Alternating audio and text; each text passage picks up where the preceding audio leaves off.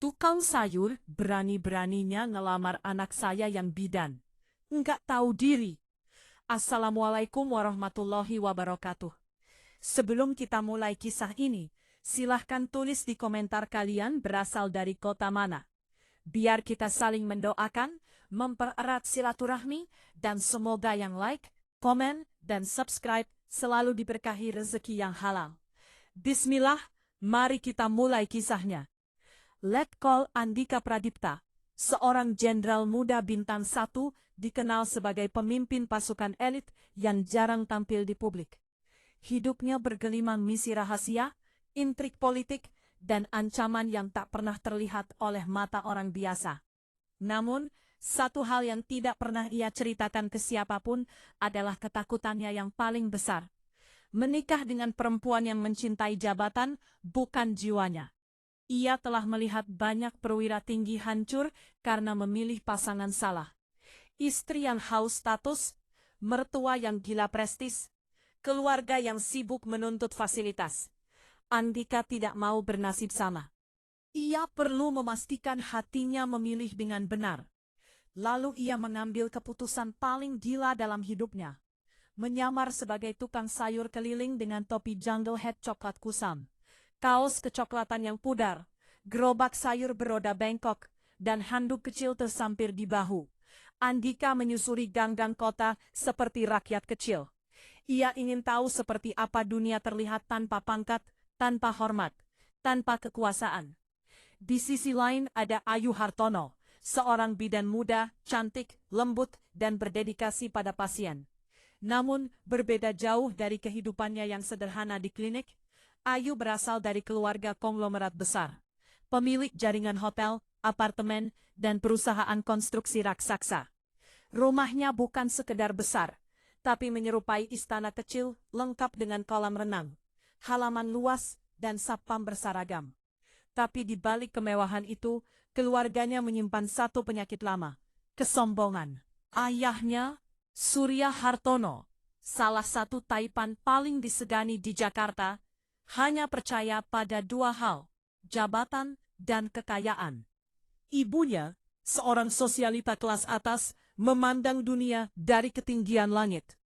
Keberhasilan Ayu sebagai bidan hanya memperkuat rasa bangga berlebih keluarga itu.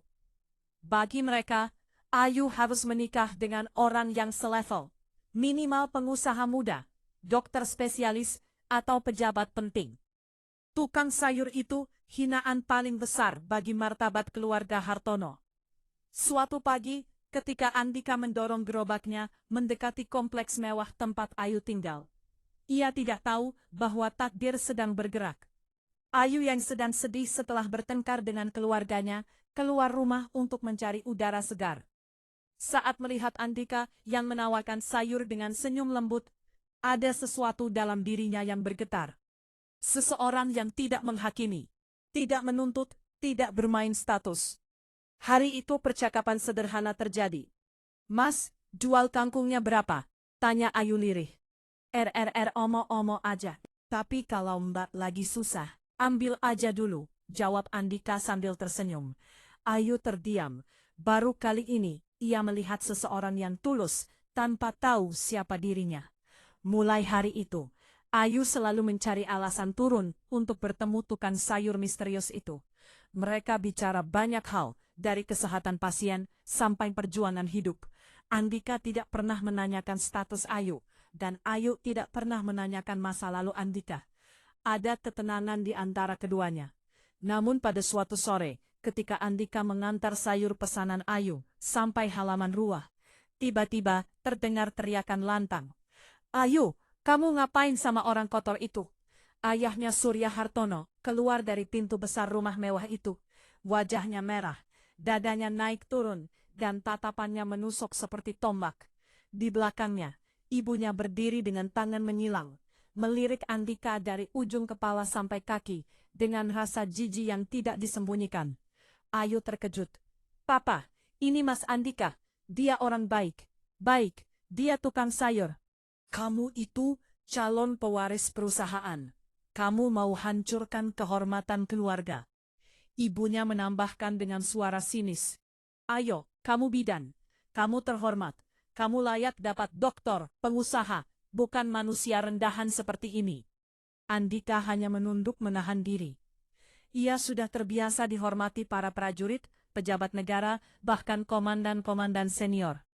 Tapi hari ini gerobak tuanya dihina, bajunya dicaci, harga dirinya diinjak. Ayu menangis. Pah, Mah, kalian gak kenal Mas Andika? Ayahnya menunjuk Andika tajam. Dan saya tidak mau mengenalnya. Kalau kamu pilih dia, anggap kamu bukan keluarga kami lagi. Ayu menutup mulutnya. Tubuhnya gemetar. Sementara Andika hanya menatap ke tanah dan berkata pelan. Kalau saya harus diuji seperti ini, biarlah. Tapi jangan sakiti Ayu. Keluarga Hartono tidak tahu. Laki-laki yang mereka hina sebagai manusia rendahan itu adalah seorang komandan pasukan elit. Seorang jenderal muda, berbintang S. Dan penghinaan ini adalah ujian pertama yang membuka pintu menuju badai besar yang akan mengubah hidup seluruh keluarga mereka. Setelah bentakan keras itu, suasana halaman rumah mewah keluarga Hartono berubah seperti medan perang. Suara cicit burung, angin kolam renang yang biasanya menenangkan, semuanya hilang, digantikan ketegangan yang menyesakkan dada. Ayu masih menangis, berusaha menutupi wajahnya, mencoba menarik nafas. Tapi ayahnya Surya Hartono tidak memberi waktu sedikit pun. Ia melangkah maju. Sepatu kulitnya menghantam marmer dengan suara keras menunjuk Andika tepat di wajahnya. Tamu dengar ya, Mas Sayur, ucap Surya dengan nada merendahkan.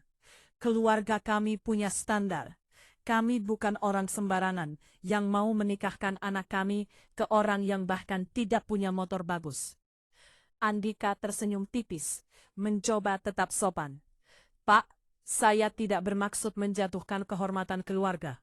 Saya hanya ingin hentikan omonganmu. Surya membentak, nadanya memecah udara. Kalau kamu ingin dekat dengan anak saya, kamu harus tahu tempatmu. Kamu itu penjual sayur keliling. Kita ini beda dunia. Ibu Ayu yang berdiri tidak jauh dari sana, menambahkan dengan nada lembut, namun mematikan. Ayu itu bidan, Pak. Masa depan cerah, pendidikan tinggi, dia layak dapat suami yang bisa mengangkat martabat keluarga, bukan merendahkannya. Ayu menggeleng dengan air mata jatuh. Bu, kalian salah masa Andika itu. Ibunya menatap Ayu tajam. Kamu benar-benar buta cinta ya. Kamu rela buang semua yang papa mama perjuangkan hanya demi pria seperti ini. Ayu mundur selangkah. Dadanya sesak. Ia ingin menjelaskan apa yang ia rasakan. Tapi tak satu pun kata bisa keluar. Andika menatap Ayu pelan. Ayu, kalau kamu mau saya pergi, kamu nggak perlu ribut dengan keluarga gara-gara saya. Ayu segera menggeleng keras. Jangan bilang begitu. Kamu nggak salah. Surya menepuk meja marmer di dekat pintu begitu keras, sampai suara dentumannya menggerema. Ya sudah, kalau kamu pilih dia, ayo keluar dari rumah ini. Tapi ingat, pintu ini tidak akan terbuka lagi untukmu. Ayu membeku. Napasnya tercekat, tangannya gemetar. Pak, masa sampai seperti itu suaranya lirih? Ya, jawab Surya tegas. Karena papa tidak mau melihat anak papa menghancurkan masa depan hanya untuk ikut-ikutan cinta murahan. Andika menunduk. Kata-kata itu menusuk hatinya lebih dalam daripada peluru di medan perang.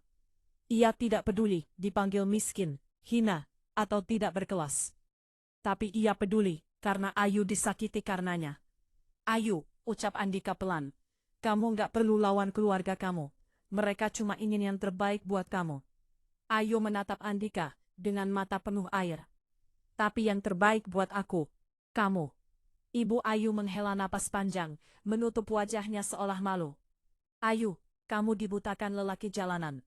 Kamu itu anak konglomerat. Kamu bukan gadis sembarangan yang bisa dibawa kabur tukang sayur. Surya mendekat dan mengangkat dagu Andika dengan gerakan meremehkan. Kamu mau anak saya? Buktikan. Tatapannya dingin seperti marmer yang ia pijak. Kembalikan dia kalau kamu sudah punya sesuatu yang pantas buat keluarga kami. status, kekayaan, atau minimal pekerjaan yang jelas. Ayu menjerit, "Pak, stop. Mas Andika bukan barang yang bisa Pak nilai pakai uang." Surya mengangkat tangan sebagai tanda peringatan. "Cukup, kamu pergi ke dalam. Papa tidak mau kamu terkontaminasi." Omong kosong orang ini. Ayu justru melangkah ke sisi Andika, berdiri di samping gerobaknya dan memegang lengannya erat. Keputusan yang mengubah hidup mereka. "Kalau Mas Andika pergi, aku ikut," ucap Ayu tegas. Meski suaranya bergetar, semua terdiam. Surya menatapnya seperti melihat pengkhianatan terbesar dalam hidupnya. Ibunya menutup mulut. Tak percaya anaknya memilih tukang sayur daripada keluarga konglomerat. Di tengah keheningan itu, Andika berkata dengan suara rendah namun sangat tegas. "Ayo, saya cuma orang kecil, tapi saya janji saya enggak akan pernah biarin kamu jatuh atau tersakiti. Kalau kamu percaya sama saya akan jaga kamu sampai akhir." Ayu mengangguk sambil menangis. Surya mendengung. "Kalau begitu mulai hari ini, kamu bukan anak saya lagi." Ayu terhuyung, tapi Andika menahan bahunya. Ia menatap Ayu dengan penuh ketulusan. "Kita pergi sekarang." Dengan langkah perlahan tetapi pasti, Ayu meninggalkan rumah mewah itu sambil menggenggam tangan Andika. Gerobak sayur tua itu berderit pelan sembari mereka berjalan keluar gerbang. Berlawanan arah dengan jalan hidup keluarga Hartono yang penuh kesombongan. Namun, keluarga itu belum tahu. Mereka baru saja mengusir seorang jenderal muda berbintang 1. Pemimpin yang jauh lebih bergengsi daripada semua calon menantu yang pernah mereka impikan. Dan keputusan Ayu akan mengguncang nama besar keluarga konglomerat Hartono selamanya. Gerbang besi rumah keluarga Hartono menutup dengan suara berat seperti menutup seluruh masa lalu Ayu, sekaligus memulai lembaran hidup yang tak pernah ia bayangkan. Ayu menggenggam tangan Andika erat. Nafasnya tidak stabil.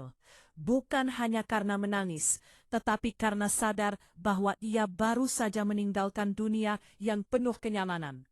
Kontrakan Andika terletak di gang sempit yang hanya muat 1 motor. Atap sengnya berkarat di beberapa bagian. Pintu kayunya tua dan halaman kecilnya dipenuhi pot-potan yang Andika rawat sendiri. "Maaf ya kalau tempatnya enggak nyaman," ucap Andika pelan. Ayu menggeleng cepat. Matanya masih sembab, tetapi penuh kepastian. Bukan tempatnya yang penting, orangnya. Andika hanya tersenyum tipis. Namun di balik senyum itu ada keraguan bukan pada Ayu, tapi pada dirinya sendiri. Ia bertanya-tanya, apakah Ayu benar-benar siap hidup jauh dari dunia kemewahan? Hidup bersama tukang sayur yang setiap pagi harus dorong gerobak. Tetapi ketika Ayu masuk ke kontrakan itu, alih-alih menjerit atau komplain, ia langsung membuka jendela, merapikan meja, dan menyapu lantai. "Aku bisa terbiasa kok," katanya sambil tersenyum kecil. "Aku mau belajar dari awal." Andika menatapnya lama. Inilah wanita yang ia cari selama ini. Ketulusan yang tidak bisa dibeli oleh jabatan, kekayaan, ataupun kehormatan. Malam harinya, Ayu duduk di lantai bersama Andika sambil makan nasi sederhana dengan telur dadar. Ruangannya sempit, tapi suasananya hangat. Lampu kuning redup memberi bayangan lembut pada wajah Ayu yang tampak lelah tetapi bahagia. Namun di balik kehangatan itu, badai sedang berkumpul di rumah megah keluarga Hartono. Di ruang tamu besar, Surya Hartono memukulkan gelas kristal ke meja sampai retak. "Anak itu sudah gila. Gila," teriaknya. Ibu Ayu yang selama ini penuh kontrol emosional, kini ikut gemetar. "Papa, kalau ini sampai tersebar, nama keluarga kita bisa jatuh. Wartawan bisa tahu, grup bisnis keluarga bisa oleng."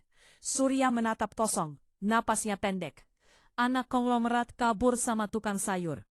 Apa kata pesaing kita? Apa kata publik? Di luar rumah, para ART berbisik-bisik.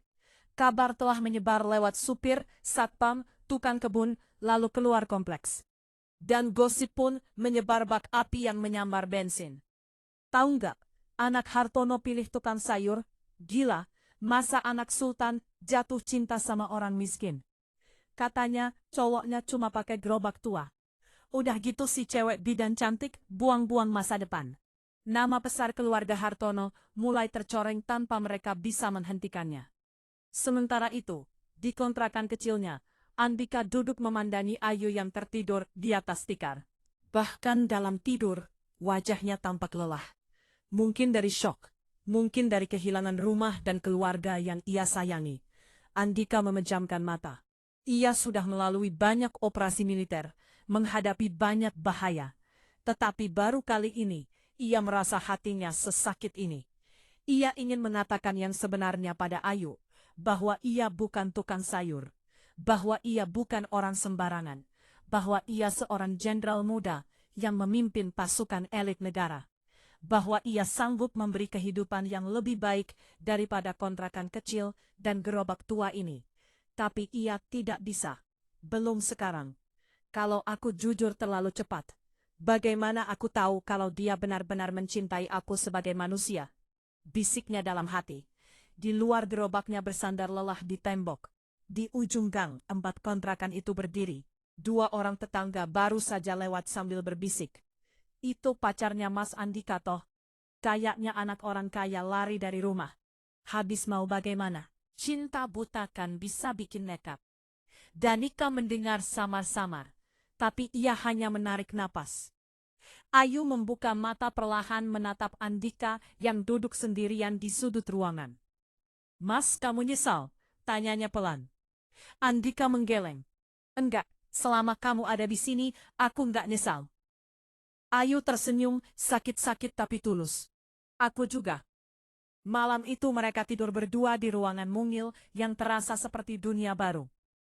Namun mereka tidak tahu bahwa besok akan datang tamu yang tidak pernah mereka duga. Tamu yang akan memicu perjalanan menuju terbongkarnya identitas Andika.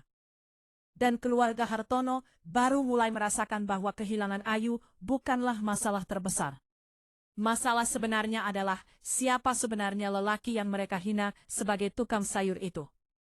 Pagi itu ayam berkokok dan suara pedagang keliling bergema di gang sempit tempat kontrakan Andika berdiri. Matahari baru naik, namun Ayu sudah bangun duluan. Ia duduk di depan kontrakan memandangi sinar pagi yang jatuh ke tanah basah. Tangannya menggenggam secangkir teh panas. Matanya masih bengkak karena malam penuh air mata. Andika keluar mengenakan kaos lusuh dan jungle hat-nya bersiap mendorong gerobak. Tetapi sebelum ia menyentuh pegangan besinya, Ayu memanggilnya. Mas, apa kamu beneran gak nyesal aku ikut kamu? Andika tersenyum lembut. Enggak. Yang aku khawatirin cuma kamu nyaman atau enggak. Ayu mengeleng cepat. Aku nyaman. Aku cuma takut bikin hidup Mas jadi lebih berat. Andika menatapnya lama. Ayu, kamu itu bukan beban. Kamu itu pilihan. Ayu hampir menangis lagi mendengar kalimat itu. Ia mendekat menata kerah kaos Andika dengan perlahan, lalu mengangguk manis. Hati-hati Mas. Andika mengangguk pelan dan mulai mendorong gerobaknya. Namun baru beberapa meter dari kontrakan, sebuah mobil hitam dengan kaca gelap perlahan berhenti di ujung gang. Tidak cocok dengan lingkungan itu, warga sekitar langsung memperhatikan. Pintu mobil terbuka, dan keluar seorang pria bersetelan rapi. Namun jelas bukan orang sipil biasa. Rambutnya cepak, tatapannya tajam seperti elang. Ia berjalan cepat ke arah Andika. Andika, ucapnya pelan, namun penuh tekanan. Andika langsung berhenti. Mata keduanya bertemu. Ayu terdiam. Mas, kamu kenal orang itu? Tanya Ayu pelan. Pria itu merapat dan memberi hormat sepersekian detik. Cepat. Halus, tapi mata Ayu yang jeli bisa menangkap gerakan itu. Andika, kita perlu bicara. Ada situasi di markas. Komandan menunggu. Suasana berubah. Ayu membeku di tempat. Warga kampung yang mengamati mulai berbisik-bisik. Andika pura-pura tenang. Tono, jangan panggil aku seperti itu. Kamu bikin kacau penyamaranku. Tono menatap gerobak sayur, lalu menatap Ayu, lalu kembali ke Andika. Maaf Kom. Ia berhenti menelan kata itu. Maaf, tapi kita sudah kehabisan waktu. Kalau kamu tidak kembali hari ini, bisa fatal. Ayu mendengar itu. Kata fatal membuat dadanya terasa sesak. Ada apa ini? Tanya Ayu. Suaranya kecil. Andika mengambil napas panjang. Ini cuma teman lama. Ada urusan yang harus diselesaikan. Tono mendekat ke Ayu, menundukkan kepala sopan. Maaf mbak, saya cuma menjalankan tugas. Ayu bingung. Siapa pria persetelan rapi ini? Kenapa harus hormat pada tukang sayur? Kenapa bicara dengan bahasa tersirat yang tidak ia mengerti? Andika menepuk bahu Tono. Kasih aku waktu 1 jam. Jangan bikin keributan. Tono mundur kembali ke mobil hitam itu. Tetapi sebelum masuk, ia menatap Ayu seolah ingin memastikan perempuan itu mengerti bahwa Andika bukan pria biasa. Ketika mobil itu pergi, Ayu langsung bertanya, Mas, itu siapa? Dia hormat ke kamu barusan ya? Andika menelan ludah. Ayo, ada hal yang belum bisa aku jelasin. Tapi kamu, tenang dulu. Semua akan aku jelasin pada waktunya. Ayu menatap Andika. Ada rasa takut, tapi lebih banyak rasa percaya. Namun sayangnya orang lain tidak sebaik itu. Beberapa warga yang melihat adegan tadi mulai membuat asumsi. Salah satunya berkata keras-keras agar tetangga mendengar. Itu beneran temannya Mas Andika? Kok kayak orang penting banget? Aku kira Mas Andika cuma tukang sayur. Jangan-jangan dia kriminal buronan. Makanya ada mobil hitam datang dijemput. Bahaya tuh. Ayu langsung menoleh tajam. Jangan asal ngonong. Tapi lidah manusia lebih cepat dari akal. Gosip baru pun muncul. Dan di tempat lain di ruang meeting bergaya Eropa, di lantai 30 gedung Hartono Corp, Surya Hartono sedang mengamuk. Ia memukul meja dengan tangan besar. Wajahnya merah padam. Kita harus cari Ayu. Dia nggak boleh hidup sama orang miskin itu. Ibu Ayu dengan mata sembab menyahut. Papa atau kita pakai cara lain? Kita cari siapa dia sebenarnya. Tukang sayur kok aneh ya? Surya mengangguk pelan. Ya, aku juga merasa ada yang aneh. Apalagi ada laporan sopir kita. Katanya dia pernah melihat laki-laki itu jalan dengan badan tegap seperti tentara. Papa pikir dia siapa? Tanya ibunya. Aku enggak tahu. Tapi kalau dia bukan sekedar tukang sayur, kita harus waspada. Kekhawatiran itulah yang membuat Surya Hartono mulai memerintahkan penyelidikan besar-besaran. Sementara itu, kembali di gang kecil, Andika bersiap kembali ke markas setelah mengantar Ayu masuk ke dalam kontrakan. Aku pergi dulu sebentar, Ayu. Jangan keluar rumah. Jangan buka pintu kalau bukan aku. Ayu menggenggam tangan Andika dengan kuat. Mas, kamu sebenarnya siapa? Andika menatapnya lama. Aku orang biasa yang lagi coba jadi orang baik buat kamu. Mas bohong, ujar Ayu lirih. Aku bisa lihat dari matamu. Andika memejamkan mata sejenak. Ayu, tolong percaya sama aku, sampai semuanya siap.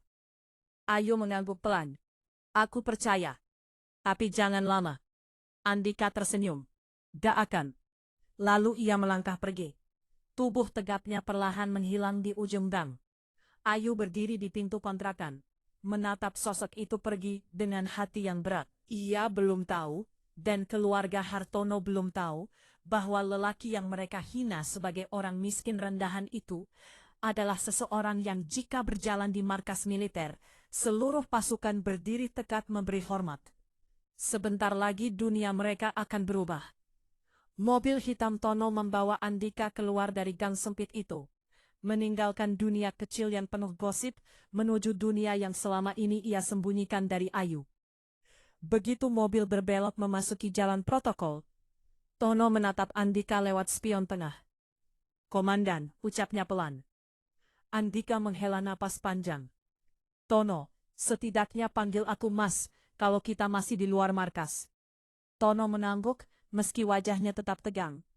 Baik Mas, tapi situasinya genting. Unit Intel baru dapat laporan ancaman yang menyangkut nama besar keluarga Hartono. Andika menoleh cepat. Keluarga Hartono. Ya, Ada kemungkinan perusahaan mereka sedang disusupi jaringan orang luar negeri.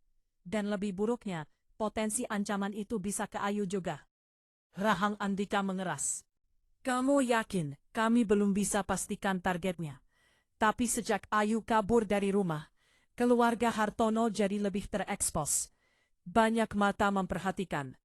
Andika menutup mata sejenak. Hatinya terusik. Selama ini, ia menyamar sebagai rakyat biasa, tapi tugasnya sebagai jenderal tidak pernah benar-benar meninggalkannya. Sesampainya di gerbang markas khusus, mobil Tono dihentikan oleh prajurit bersenjata lengkap. Setelah pemeriksaan singkat, mereka memberi hormat dan palang gerbang terbuka.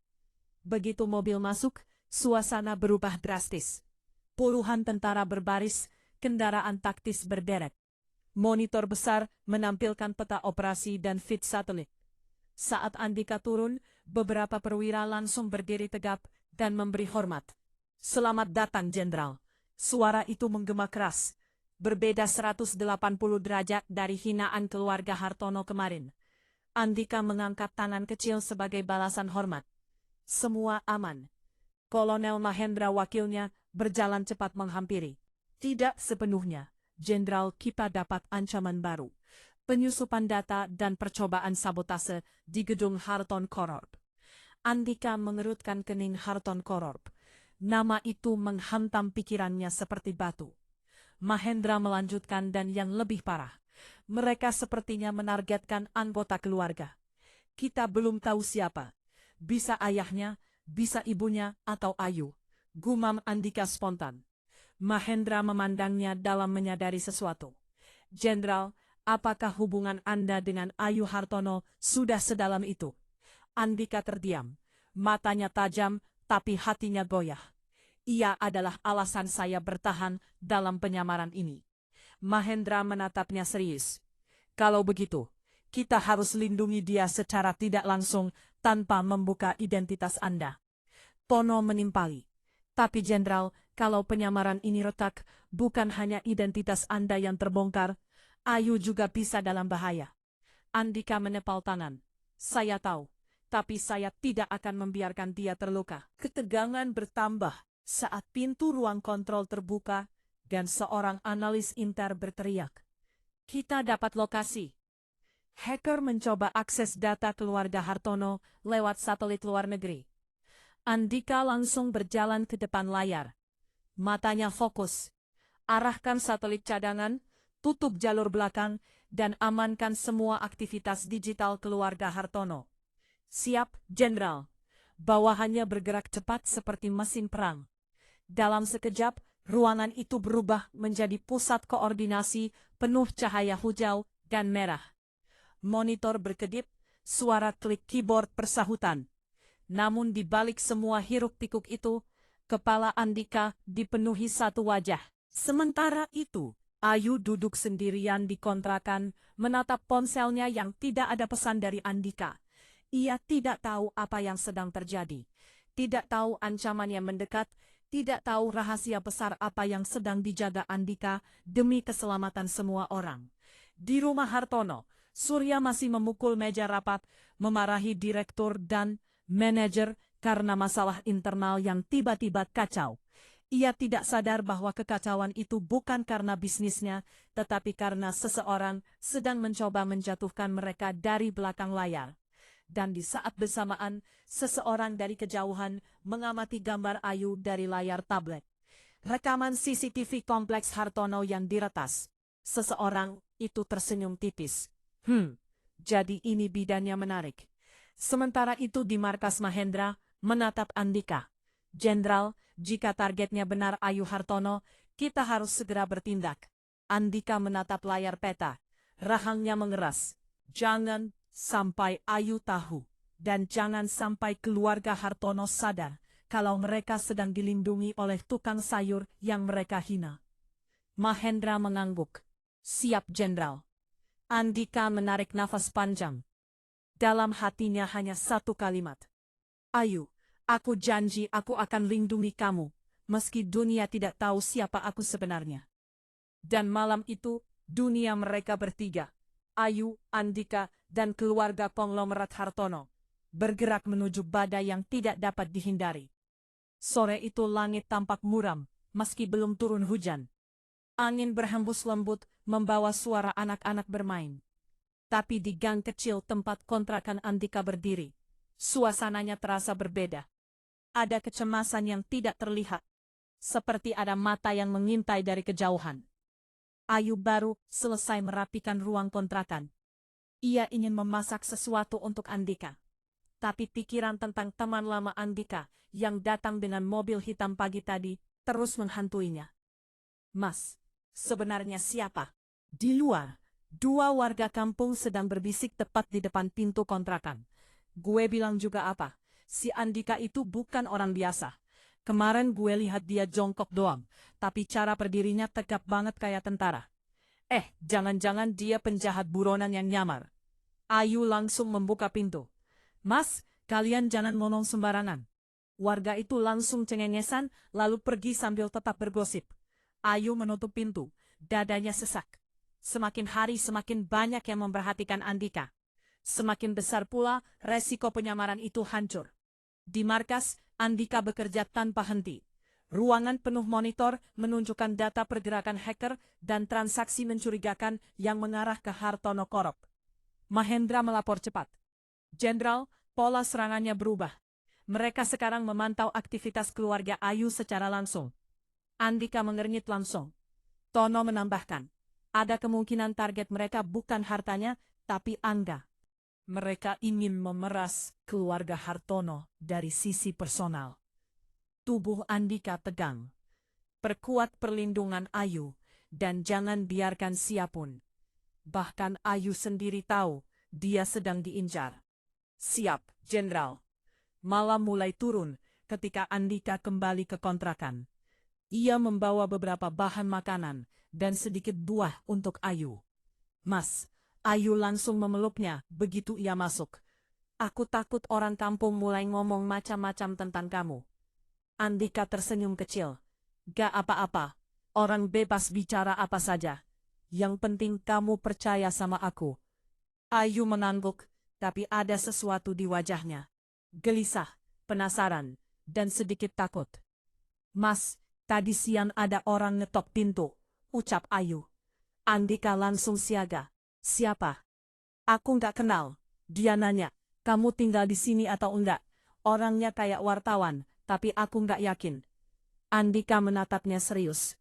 Ayu, kalau ada orang asing tanya-tanya lagi, jangan buka pintu, jangan jawab, jangan dekatkan diri. Namun saat mereka sedang berbicara, tiba-tiba sebuah motor berhenti keras di luar. Suara rem mencicit Ayu terlonjak. Andika langsung berdiri dan menyingkap sedikit gorden.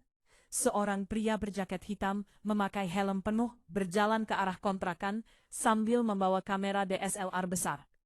Ayu panik. Mas, dia itu siapa? Andika cepat bergerak, dengan sekali langkah ia sudah di depan pintu. Ketukannya keras. Mas Andika, teriak orang itu. Saya dari media online.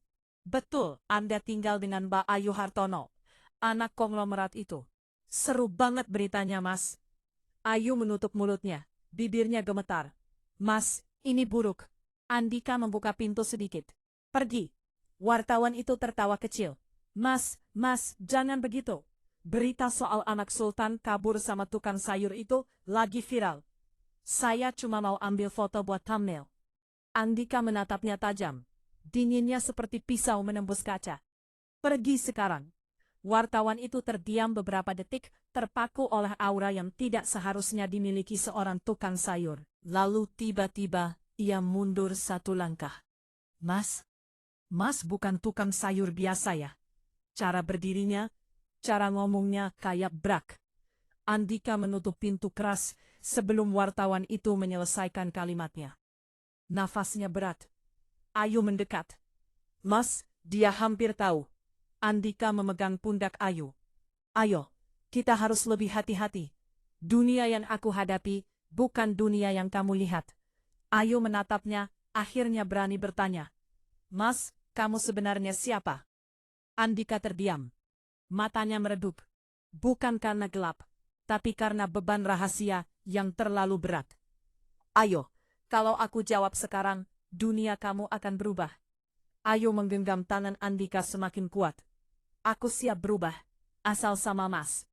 Andika memejamkan mata. Ia hampir ingin mengatakan semuanya. Tapi tiba-tiba ponselnya bergetar. Satu pesan masuk dari Mahendra. Jenderal, ancaman meningkat. Ada pemburu yang mendekati lokasi Ayu. Segera kembali ke markas. Wajah Andika langsung berubah tegang. Ia mengambil napas cepat dan menatap Ayu. Ayu, aku harus pergi sekarang. Ayu terkejut. Mas, aku takut sendirian. Andika mencium keningnya pelan. Aku janji aku balik. Jangan keluar rumah. Jangan buka pintu. Ayu menahan tangan Andika. Emas, kamu jangan terus pergi tanpa jawabanku. Jangan biarkan aku terombang-ambing. Andika menatap mata Ayu dalam-dalam. Ayu, yang penting kamu tahu, aku bukan orang jahat tapi aku bukan sekedar tukang sayur. Ayu terdiam. Jantungnya berdetak keras. Andika melanjutkan dengan suara rendah. Dan kalau waktunya tiba, aku akan kasih lihat siapa aku sebenarnya. Lalu ia pergi, dan tepat saat pintu tertutup, Ayu mendengar suara langkah kaki seseorang di luar gang. Suara itu asing pelan, tapi menakutkan, seolah ada seseorang yang sejak tadi memperhatikan mereka. Bayangan ancaman itu kini benar-benar nyata. Malam itu turun, lebih cepat dari biasanya. Awan hitam menggulung, menutup cahaya bulan di atas gang kecil tempat Ayu tinggal. Dari dalam kontrakan, Ayu duduk sambil memeluk lutut, menatap pintu yang baru saja ditutup Andika. Rasa cemas merambat seperti dingin yang menembus tulang. Tiba-tiba terdengar suara krak-krak dari luar. Langkah kaki seseorang berat pelan, bukan langkah warga kampung. Ayu menelan ludah. Mas, itu kamu? Bisiknya. Padahal ia tahu Andika belum mungkin kembali. Suara itu makin dekat lalu berhenti tepat di depan pintu kontrakan. Ayu menahan napas. Jantungnya berdetak keras sampai memekakkan telinga. Seseorang mengetuk pintu. Bukan ketukan keras, tapi ketukan perlahan yang menakutkan. Tok tok tok. Ayu berdiri, tubuhnya gemetar. Siapa? Suaranya lirih. Tidak ada jawaban. Hanya ketukan ulang. Tok tok tok. Ayu mundur satu langkah. Ia ingat pesan Andika. Jangan buka pintu kalau bukan aku. Tapi tiba-tiba suara laki-laki berat terdengar. Mbak Ayu, saya dari kantor Papa Mbak. Ada titipan. Ayu langsung curiga. Papanya tak pernah kirim orang tanpa telepon. Belum sempat ia menjawab. Suara itu berubah lebih kasar. Mbak, buka pintunya. Nada suara itu tidak mirip utusan perusahaan. Nada itu seperti ancaman. Ayu mengambil ponsel dan mengirim pesan ke Andika. Mas, ada orang di depan pintu. Aku takut. Belum ada balasan. Ketukan berubah menjadi hantaman keras. Pintu bergetar. Bam, bam, bam. Ayu mundur. Air mata mulai jatuh. Mas, tolong cepat pulang. Sementara itu, di dalam mobil menuju markas, Andika membaca pesan Ayu. Rahannya mengeras. Tono, balik arah sekarang. Tono menangkapnya lewat spion. Jenderal, kita dalam kondisi darurat di markas. Kalau Anda kembali, Tono, cepatkan mobilnya atau saya yang nyetir. Tono langsung injak pedal gas. Mobil melesat balik ke arah kontrakan. Andika memikirkan satu hal. Ayu tidak boleh tersentuh sedikitpun. Di rumah Hartono, suasana lebih kacau dari sebelumnya. Surya Hartono berdiri di depan layar CCTV besar sambil berteriak ke bagian IT. Kenapa data keluarga kita bisa diretas? Siapa yang menginginkan ini? Tangan ibunya gemetar memegang ponsel. Pah, aku dapat pesan dari nomor tak dikenal. Katanya Ayu dalam bahaya. Surya menoleh cepat. Apa? Ia merebut ponsel itu. Pesan singkat muncul. Putri Anda sedang diawasi. Jangan berani panggil polisi. Ibunya menutup mulut menangis. Pah, jangan bilang ini karena Ayu pergi. Surya memijit kening keras-keras. Kita harus temukan Ayu sekarang. Di markas rahasia. Mahendra berlari masuk ke ruang operasi Intel sambil berteriak. Di mana lokasi target perempuan? Ada pergerakan mencurigakan dekat tempat persembunyiannya. Prajurit di depan monitor berkata cepat. Ada rekaman CCTV kampung yang diretas seseorang dari luar negeri. Pelakunya memakai masker, membawa alat pemantau sinyal. Dia membuntuti. Ayu, tanya Mahendra. Belum tahu, tapi dia menuju lingkungan kontrakan sekarang. Mahendra langsung berkata keras. Aktivasi unit bayangan. Lindungi Ayu tanpa terlihat. Jika ancaman menyentuh wilayah kontrakan, eliminasi. Di kontrakan hantaman pintu makin brutal. Bam, bam, bam, Mbak Ayu buka. Ayu menjerit memeluk dirinya. Tangisnya pecah. Ia tidak punya siapapun selain Andika. Di luar pintu, suara langkah kaki lain terdengar. Bukan satu orang lebih dari itu. Lalu tiba-tiba suara itu hilang. Sunyi, Ayu membeku. Tidak ada ketukan, tidak ada teriakan.